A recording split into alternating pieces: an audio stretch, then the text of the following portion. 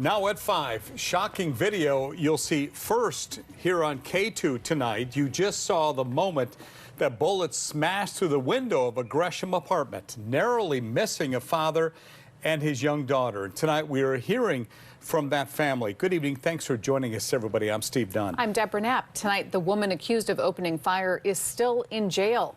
K2's Christina Giardinelli is live outside the apartments in Gresham, where this all happened yesterday afternoon. Christina, you talked to the family we just saw in that video. Yeah, Deb, they're extremely traumatized. I'm not going to show you their home to protect their safety, but I was over there and their entire front porch window is just completely shattered. The girl you saw in that video, only 5 years old, and her 12-year-old sister was upstairs when it happened.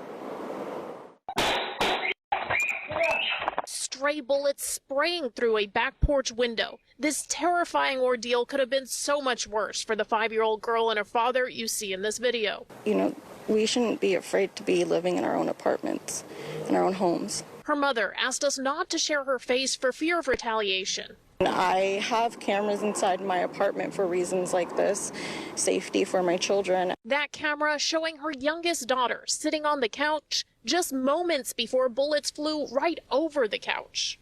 She hears the shots outside and she doesn't know what it is. You know, she's a child. She doesn't know those kind of things. So naturally she went towards the window, and that's when she seen the female that was holding the gun.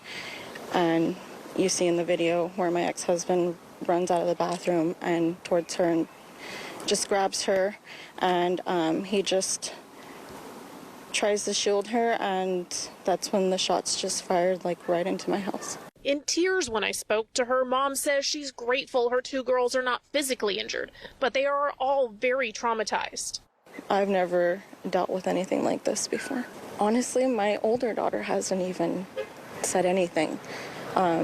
Last night we had to stay the night at a friend's house because we didn't feel safe here. Police say the suspect put a number of people's lives in danger when shooting at her boyfriend.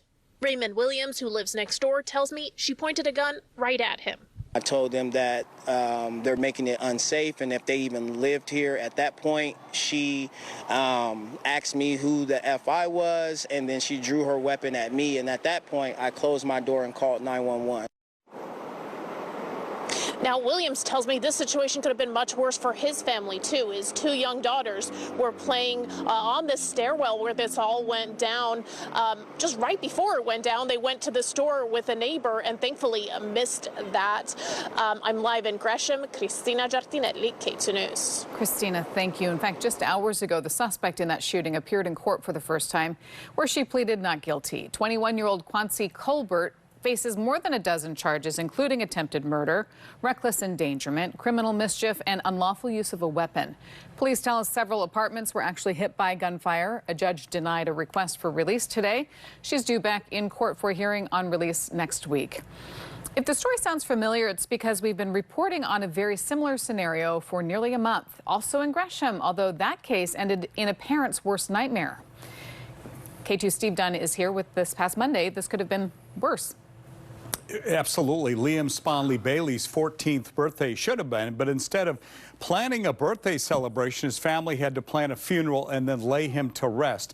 Liam was killed by stray bullets while asleep in his apartment on April 26. His family describing him as a teen full of life with a passion for sports.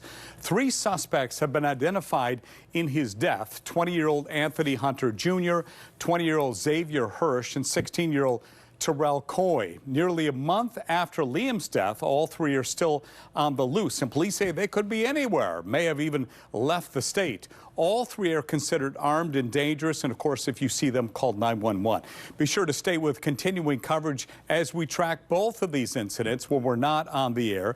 You can find updates on KTU.com or by logging on to K2's social media pages.